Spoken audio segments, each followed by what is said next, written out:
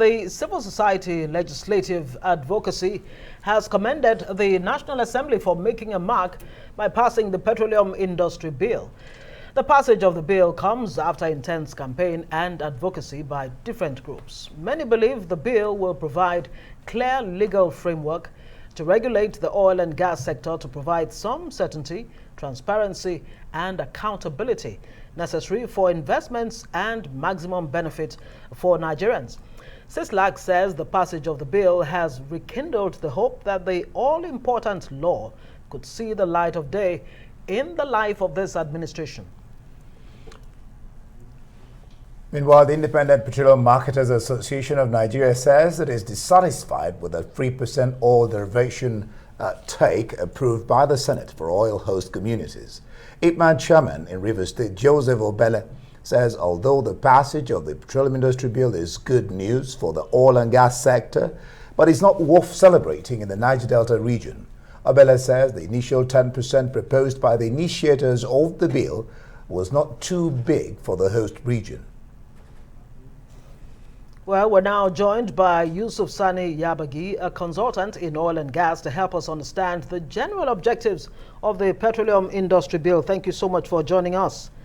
Thank you. Well, a lot of experts in the oil and gas field seem to be quite optimistic that this bill is going to solve, or is that silver bullet that will solve Nigeria's oil and gas challenges. Do you believe that bill adequately addresses fundamental issues of maybe transparency, good governance, etc.? Does it go far enough? Not at all, but the fact that we have passed the legislation in the form it is, I think is something that Nigerians should be happy about, because at least we have moved forward. But I don't believe in just passing a law, when the fundamentals are not addressed.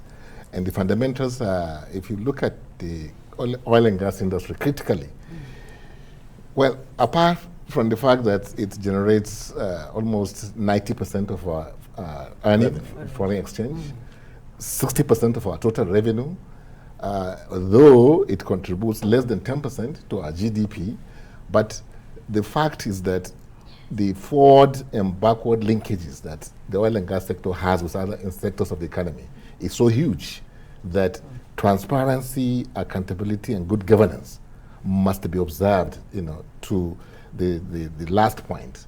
What do I mean?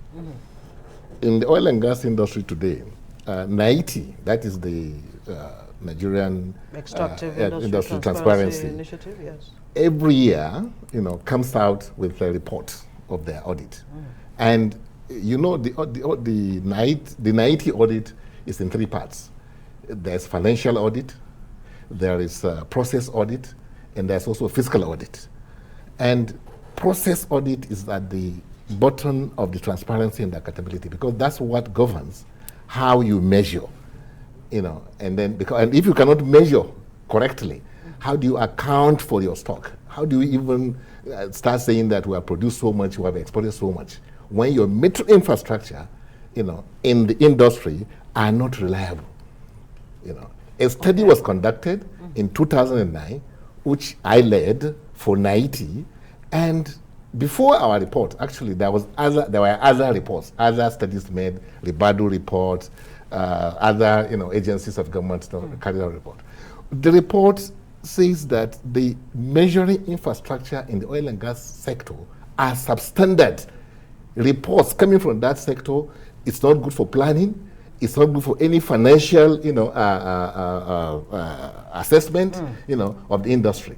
And this is where we earn. That's why I began by telling you how much it means to the economy in terms of what we get from there. Yeah. Okay. Meaning that the PIB, yes, as a piece of legislation is good, but what about the issue of the metro infrastructure, which even today, as we speak, nobody in this country can tell you that this is how much we're earning.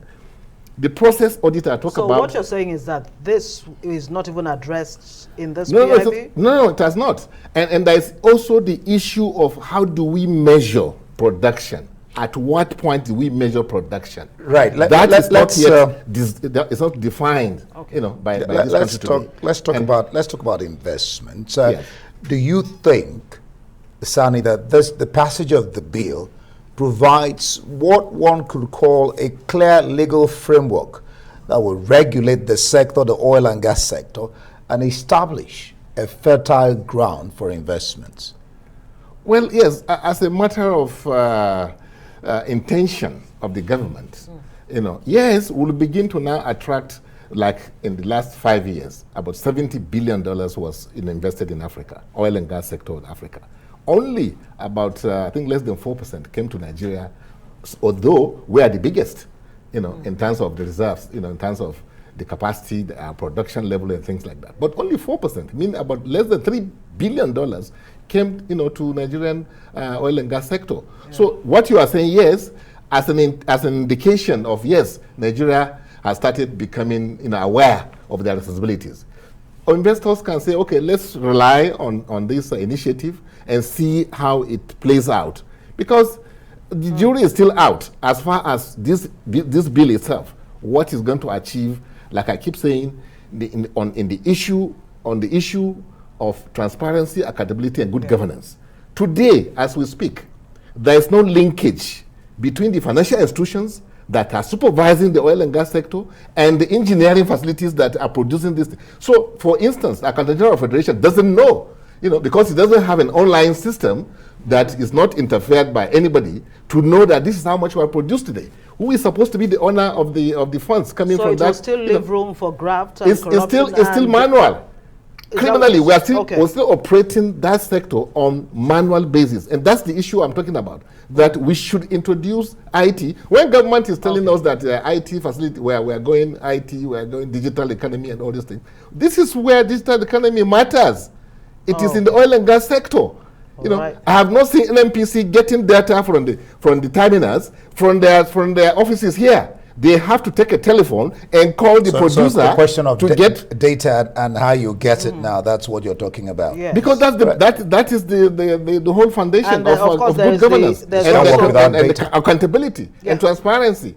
So today we don't have meters that will tell you exactly what we are getting from our wellheads. Other countries have it. The multi-flow meter is something that everybody is using now. But in this country, we don't have. We are still using temperatures and pressure sensors and things like that to estimate. Thank you so when you talk about royalties, meters there are not working.